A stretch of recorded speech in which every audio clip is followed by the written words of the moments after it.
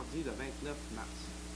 Sainte-Foy, le 25 janvier 1983, deux autres dépliants de la série Nouveaux droits de famille viennent d'être publiés par la Direction des communications du ministère de la Justice du Québec. Leur titre, Se séparer en harmonie, et la prestation compensatoire, une mesure d'équité. Rappelons que le 1er décembre dernier, l'entrée en vigueur de plusieurs nouvelles dispositions législatives marquait une étape importante de la réforme du droit de la famille. Ainsi, les règles de la demande conjointe en séparation de corps et les dispositions relatives à la prestation compensatoire sont venues modifier le processus habituel en matière de droit familial. La loi reconnaît désormais aux couples le droit de se séparer sans avoir à faire connaître la cause de leur séparation, ceci dans la mesure où ils s'entendent sur les conséquences de leurs gestes. De nouvelles règles favorisent donc la conciliation entre les parties plutôt que l'accusation. Mesure très attendue. La prestation compensatoire permet depuis le 1er décembre de rétablir un certain équilibre financier entre les conjoints si des inégalités se sont produites au cours du mariage. Ainsi, chacun des conjoints a le droit de réclamer le paiement d'une prestation pour compenser son apport ou sa participation en biens ou en services à l'enrichissement de l'autre conjoint. Ces mesures législatives, toutes à fait nouvelles, s'inscrivent dans l'esprit d'humanisation de la réforme du droit familial entreprise en avril 1981. Comment et quand se prévaloir de l'une ou l'autre de ces mesures, chacun des dépliants répond à cette question et à plusieurs autres. Pour se procurer, adressez-vous à Québec, Direction des communications, Ministère de la Justice, 1200, route de l'Église Sainte-Foy, Québec. Au numéro de téléphone 643-5140. Programme de la visite du commissaire de l'année mondiale des communications pour le Québec, M. Charles-Henri Dubé. Mardi 29 mars 1983, 18h, souper spécial du Club des médias du Lac-Saint-Jean au local du Club nautique de Saint-Félicien. Mercredi 30 mars, 8h15, cercle de presse du Saguenay à l'hôtel Chicoutimi. 11h30, allocution et rencontre au collège de Jonquière. 15h30, rencontre de presse à Alma au siège social de Radio-Québec régional. M. Dubé rencontrera aussi des personnalités de différents milieux reliés aux communications et s'entretiendra avec ses interlocuteurs de l'importance de cette année mondiale de communication au Québec et au Saguenay-Lac-Saint-Jean-Chibougamau. Cette tournée chez nous s'inscrit dans le cadre plus global d'une tournée de tout le Québec réalisée par le commissaire. Elle a pour objet de susciter de l'intérêt pour l'année mondiale des communications tout au cours de l'année 1983. Les médias sont invités à s'intéresser à cette tournée régionale, comme cela va de soi. Pour plus de détails, on peut rejoindre le sous-signé Serge Toutier, Communication Québec, au numéro de téléphone 547-3696. Le CLSC des Chutes vous offre une série de 8 cours sur le soin au foyer en raison de 1 cours par semaine. Ces cours sont offerts gratuitement à toute la population et débuteront bientôt à Normandin. Pour de plus amples informations ou pour inscription, téléphonez à 276-5452. Le 19 mars dernier a eu lieu à Alma la création de la Société des festivals populaires région Saguenay-Lac-Saint-Jean-Chibougamau-Chapais incorporée. Au-delà de 40 personnes représentant 23 festivals de la région ont en effet adopté des règlements généraux de l'organisme. Les principaux objectifs de ce regroupement seront d'aider au développement concerté de l'ensemble des festivals de la région, de véhiculer l'information entre les festivals, de représenter collectivement ses membres et de promouvoir le rayonnement des festivals. Un conseil d'administration de 9 membres a été élu à l'issue de l'Assemblée. Sa composition est suivante. M. Guy Dufour, président, M. Antonin Dufour, vice-président, M. Pierre Lortie, secrétaire, M. Ronald Roberge, trésorier, Mme Carole Gagnon, M. Michel Bouchard, M. Michel Aubé, M. Pierre Lehoux et René Côté, directeur. Les principaux mandats confiés au conseil d'administration sont de réaliser un calendrier de festivals pour les 5 prochaines années et d'étudier la possibilité de mise en commun d'un service ainsi que de promotion collective du festival de la région. Cette rencontre faisant suite à une première réunion convoquée par le Conseil régional des loisirs Saguenay-Lac-Saint-Jean est le représentant de la Société des festivals populaires du Québec. Pour information, communiquez avec Guy Dufour au numéro 679-0760 ou 679-3830.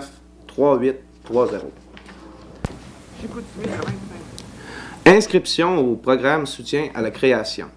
Chicoutimi le 25 mars. Le ministère des Affaires culturelles invite les créatrices et les créateurs professionnels à s'inscrire au programme de soutien à la création.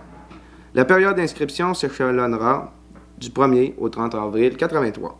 Le programme vise à favoriser la créativité en mettant l'accent sur les notions d'expérimentation, d'exploration et de recherche qui doivent comporter le projet et les démarches proposées par les créatrices et les créateurs. Nous voici maintenant à notre chronique de main-d'œuvre et de migration. Présentement, nous sommes à la recherche de la main-d'œuvre suivante.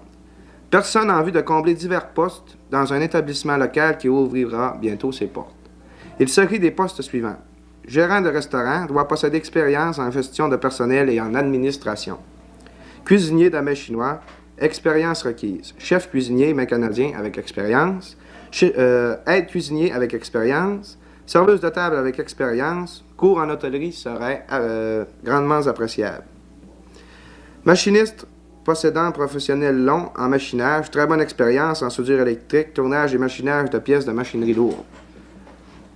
Pour le secteur d'Albanel, serveuse d'un comptoir lunch, aura préparé menu rapide et devra faire service au comptoir. Horaire de travail variable, 20 heures par semaine. Programme relais. Veuillez prendre note que les formules du programme relais sont maintenant disponibles au CEC. Récolte en Ontario 1983. Les personnes ou groupes de personnes intéressées aux récoltes des cocombres et tomates en Ontario pour la saison 83 sont priées de fournir par écrit leur liste de noms. Cette liste devra inclure les renseignements suivants. Nom du responsable du groupe, nom de toute personne faisant partie du groupe, numéro d'assurance sociale, date de naissance et numéro de téléphone de chacun. Des formules pour inscrire les groupes seront disponibles à la réception du CAC.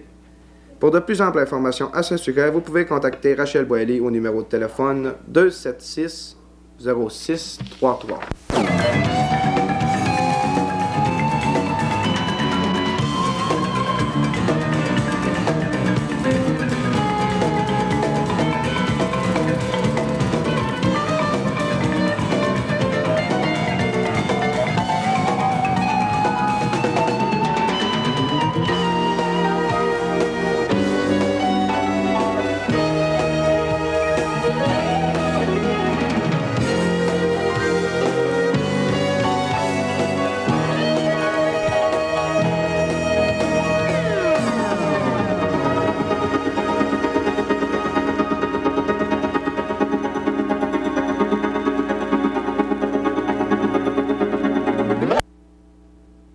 L'environnement du Canada recherche actuellement des étudiants de niveau collégial ou universitaire en vue de combler des postes de guide et de proposer dans les parcs nationaux.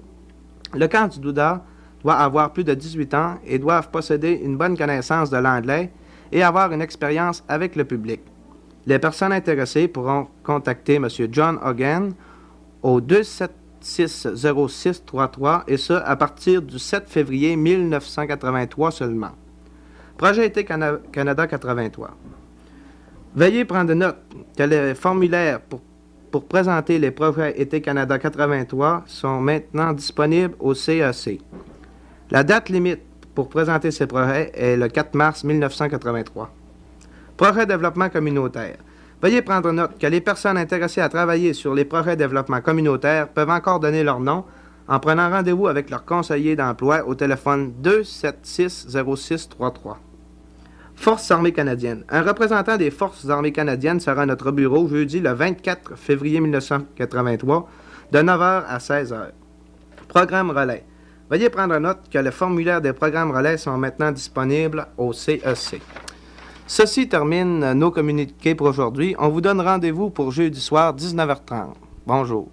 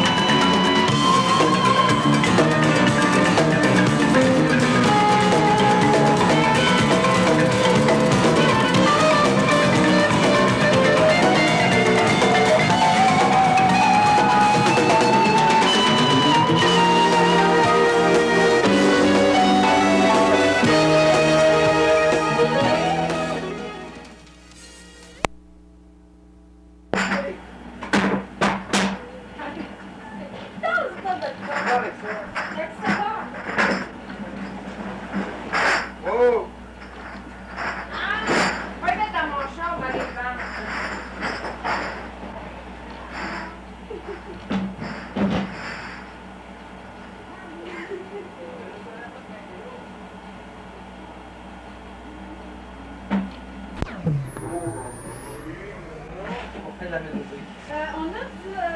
Pas un dossier si on dit Monsieur Net avec du Pégaspam. Ouais, mais de la Jacques. Ouais, mais ça fait pas bien, là. Quelque chose qui fait de la peau. Liquide à vaisselle. On n'a pas de comète. Oui, on a du comète. Hey, ça serait le Ah, fun. ces boîtes-là, c'est pour amener du stock sur ces boîtes-là. Ah, ouais, mais... Ouais. Mais, gars, ça ferait bien s'il y avait rien en dessous. Je vais mettre ça, ouais. Mais moi, l'autre jour, je l'avais arrangé, là, hein, tout un par-dessus l'autre, bien placé. Non, Ben, il reste bien ces deux-là. on n'a pas de sport à faire. Imagine quand la grosse affaire avait arrivé. Ouais, ben, c'est un gros affaire, là. C'est ça! C'est de la crapaudure. C'est de la crapaudure. Mais c'est que c'est ça, là! Ça, c'est boîtes pour amener du stock, ça. Ça, là! C'est que tu peux rentrer là-dedans.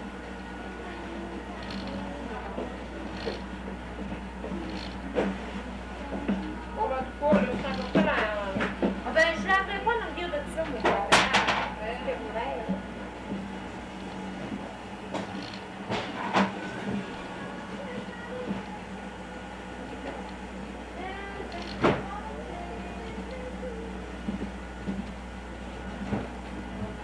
Ça va à côté, ça, là. Ça va à côté, ça va à côté, ça. Ah, ouais. Allez, là.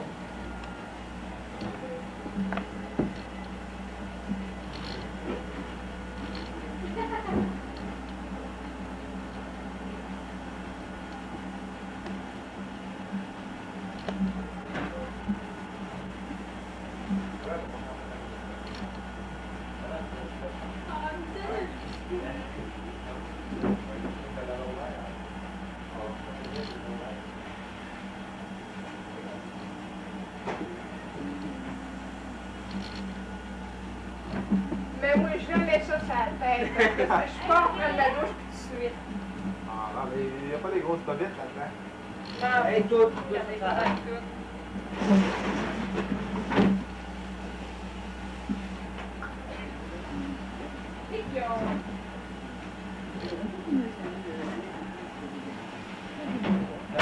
Ah, ça, tu vois pas que. Ouais. Donne pas trop de canet ici, là. Là, vous me dites comment c'est.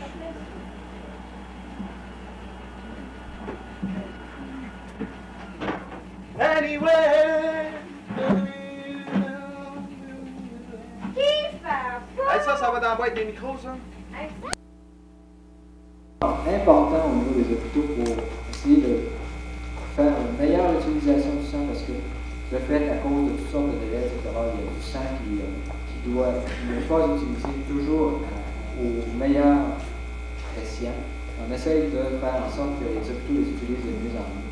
Mais il faut comprendre aussi les hôpitaux de région éloignée qui ont besoin de faire des certains indicateurs, qui ont besoin d'en consommer un petit peu plus dans leur banque pour faire face à des catastrophes. Mais je pense qu'au total, là, si on évalue ça, l'échange de bons procédés, je pense que tout le monde est pas mal satisfait. Si on a déjà été appelé par l'hôpital, on a été conditionné sur le liste.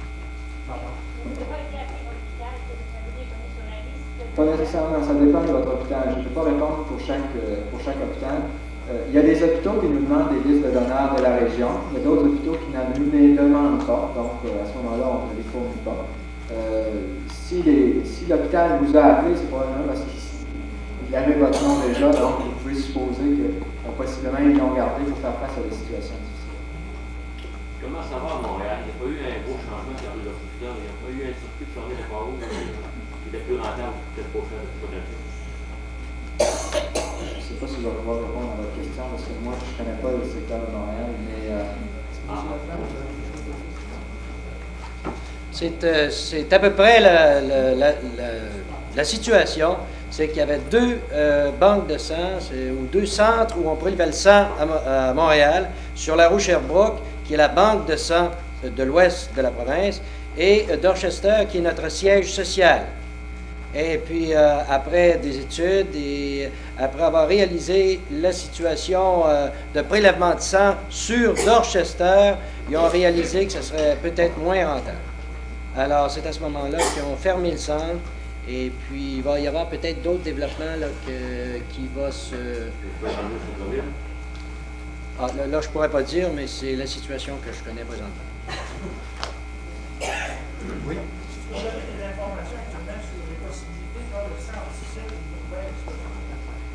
les possibilités de sang artificiel sont... le sang artificiel existe déjà. Il est composé à point de départ de pétrole, c'est ce que vous pétrole actuellement. C'est un sang qu'on utilise actuellement, qui a été utilisé dans les conditions expérimentales chez des gens qui ne pouvaient recevoir d'autres sangs. Il y a des gens, vous êtes une région d'ailleurs, c'est bien pour vous, des gens comme ça, qui ont des sangs dits rares. Le sang rare, par définition, c'est pas le haut négatif, c'est rare le haut négatif. C'est par rapport à ce qu'on peut rencontrer chez ces gens-là qui ont des cellules du sang très rares, qu'on ne retrouve qu'à des dizaines d'exemplaires au monde. On a plusieurs familles, quelques familles ici dans la région du Lac-Saint-Jean qui sont comme ça. Ces gens ne peuvent être transfusés à partir de leur propre sang ou du sang de leur famille qui est disconnecté. Pour ces gens-là, et pour d'autres gens qui refusent d'avoir du sang, comme vous savez, les témoins de Jéhovah font partie de ces gens, certaines opérations en phase critique ont été faites à partir du sang artificiel. Les Japonais ont beaucoup d'expérience dans ça et actuellement aux États-Unis, il y a des expériences en cours au niveau du sang artificiel. Tout de suite, pour vous rassurer, le sang artificiel ne sera jamais un produit, à moins qu'on en trouve un vraiment fantastique, et fantastiquement moins coûteux, ne sera pas utilisé de routine. Je pense qu'il est actuellement illusoire de penser que dans un domaine rapproché, on puisse utiliser du sang artificiel, en tout cas dans l'état actuel des connaissances. Dans certaines situations, on pourra peut-être en utiliser, mais actuellement, son usage n'est pas répandu et il est encore soumis à des expérimentations. On ne connaît pas exactement les dangers certains. Donc, c'est possible. Par contre, il y a certaines innovations en transfusion qui s'en viennent. Au niveau de la conservation des plaquettes, que normalement, on ne peut conserver que 3 jours. Probablement qu'on va avoir des plaquettes les mêmes plaquettes pourront être conservées à l'aide pendant 5 jours. Donc, il y a quand même quelques innovations en transfusion et le principal domaine, je pense que c'est celui que vous avez exposé ici dans le Oui. Vous avez dit tout à l'heure, l'évolution à l'intérieur des Québec, il demandait un objectif, mettons 500 $, ou 600. Puis, vous avez dit tout à l'heure. On demande rarement 500 $ au Québec, on l'a jamais. Mais vous avez dit tout à l'heure, quand tu t'assois avec ça, ça nous donne la remontée par ça. Très intéressant, c'est qu'actuellement, les besoins des hémophiles pour tout le Canada ne sont pas couverts par la plasma conventionnelle. Ce qui incite les services de transfusion. On a 2 choix au service de transfusion sanguine.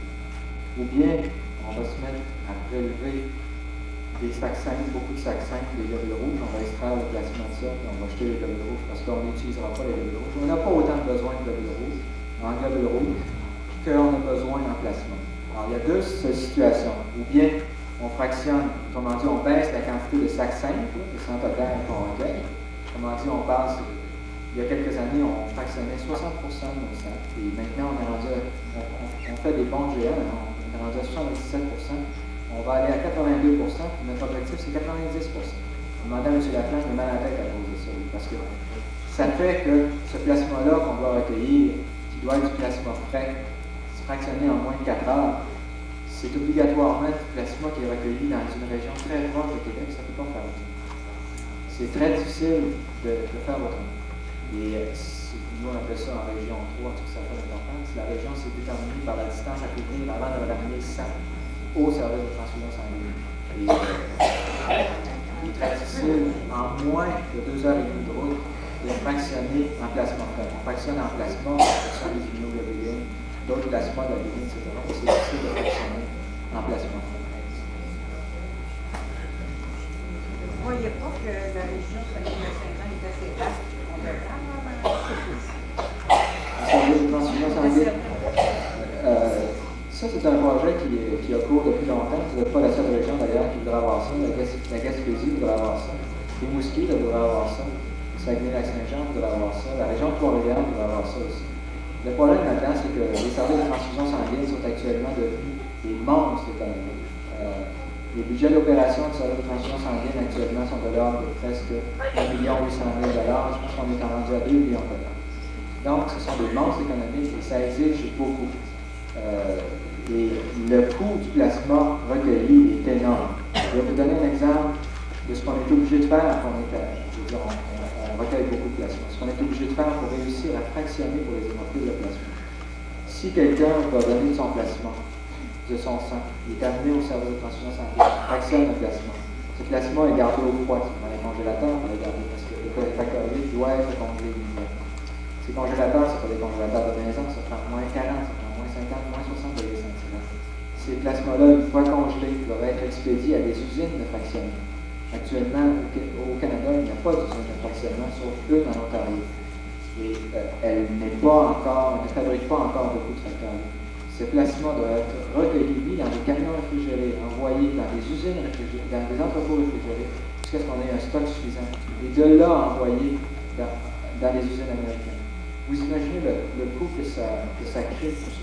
Alors, en tout cas, actuellement, donc, face à ces coûts qui augmentent et ces besoins qui augmentent, il est difficile de penser qu'on va pouvoir étendre beaucoup les centres de prélèvement, les services de traitement des services de transfusion sanguine. Il y a des essais qui ont été faits à partir de camions. Mais ces essais ne se sont pas révélés dans le temps. On partait avec des penses camions remorques, des centrifugeuses d'un camion remorque, etc. Quand on arrivait au centrifuger, tout ça, c'était tout débalancé, ça ne marchait pas. Ça exigeait des sommes phénoménales d'électricité, de courant. Pas tout le monde pouvait recevoir et alimenter en courant, si vous avez bien compris en électricité. C'était difficile de penser à des solutions. D'ailleurs, plusieurs solutions ont été inventées. Je crois que même chez vous, compte tenu des distances, il y aurait possibilité probablement de créer une espèce de mini-centre qui permettrait de centrifuger le plasma rapidement et de le congeler. À partir de là, je pense que ça devrait être. Mais le centre pourrait probablement pas être testé chez vous. Donc les tests devraient être faits à Grèce. Enfin, c'est toutes des choses auxquelles on a pensé. On n'est pas aussi militaire que certains de nos politiciens, mais je veux dire, on essaie de diviser les tâches. Mais ce n'est pas des solutions économiquement faciles. Alors, le coût de salle de traitement, ça revient à combien? On évalue actuellement ce que coûte, je vais vous donner un sac de sang vide, ça coûte environ 20 $. Un sac, parce que le plastique, c'est fait à partir du pétrole, vous savez, c'est toujours la même chose, ça augmente ça aussi. Je vais vous donner un coût qui est probablement plus représentatif que le coût que vous demandez sur les sacs de sang. C'est le facteur 8. On dit une unité de facteur 8. C'est-à-dire qu'il y a à peu près 100 unités de facteur 8 dans un sac de sang. Une unité de facteur 8 vaut actuellement sur le marché commercial une vingtaine de sous. Ça veut dire qu'on doit constituer, ça nous coûte à peu près, un hémophile consomme environ 40 000 unités de facteur 8 par année. Donc, le coût de traitement d'un hémophile actuellement, strictement parlé, c'est lui. Pourquoi j'en parle, c'est pas parce que je suis contre les hémophiles, je ne peux pas dire qu'il coûte cher. Je pense que c'est des indices de la société qu'on doit aider, mais c'est probablement là où on est mis en face, puis c'est probablement pour aider qui nous coûte le plus cher. Il me fait plaisir de vous. Monsieur Lafont voulait vous dire un petit mot de partir. Oui.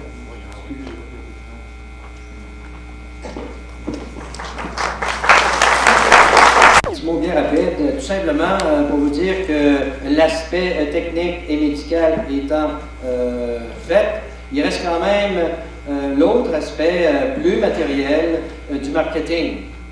Alors, qu'on le prenne sur tous les sens, les services du recrutement des donneurs de sang restent un agent de marketing à travers l'Est de la province.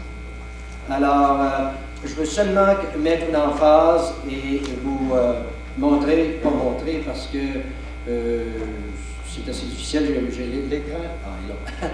Alors, ce qui est le plus important, en fait, dans le recrutement, c'est de réaliser que durant l'année, qu'on le veuille ou non, il y a des périodes plus difficiles que d'autres. Alors, si nos organisateurs ou nos organisatrices de collecte viennent vous solliciter, c'est tout simplement parce que c'est durant cette période-là qu'on a réellement besoin du sang. À Québec, nous avons un bureau de planification qui étudie chaque collecte sur le plan de l'Est, surtout l'Est de la province. Alors, lorsque nous partons nous planifions sur la région sud, il est difficile de s'étendre également sur la rive nord. Alors, c'est cette planification-là qui est excessivement importante de respecter. Alors, c'est ce que je vous demande du fond du cœur. Justement,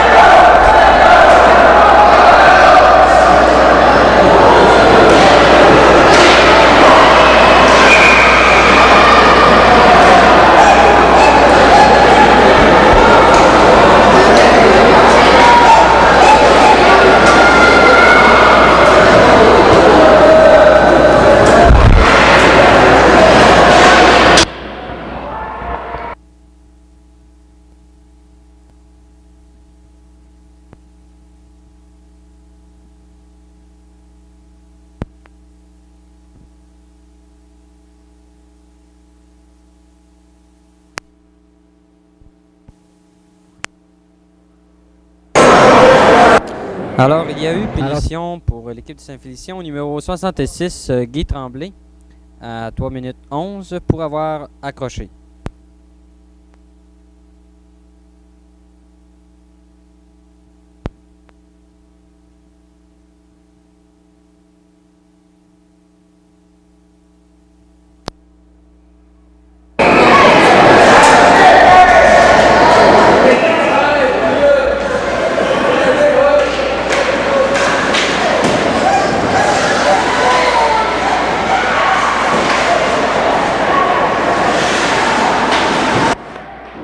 C'était Paris.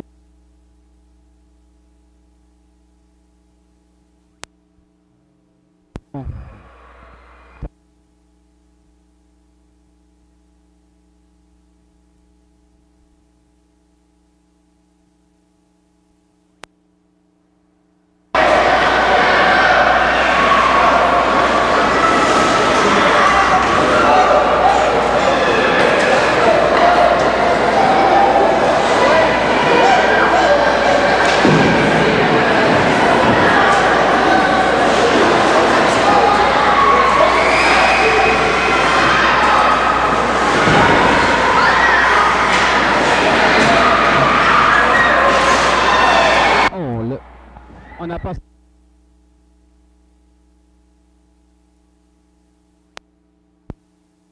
Alors c'était...